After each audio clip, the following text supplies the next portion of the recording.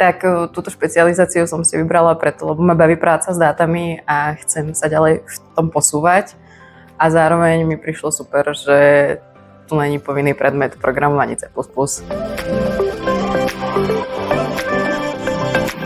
Tak určite to je v tom, že máme strašne veľa predmetov zameraných na databázy a na dátový manažment v porovnaní s ostatnými špecializáciami.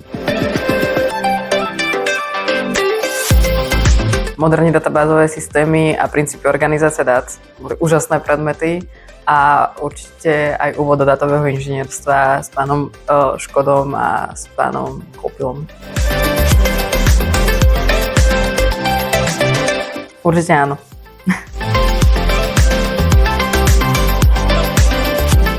Určite to je úspešne spraviť štátnice a následne pokračovať na magistra na softwérové a dátové inžinierstvo.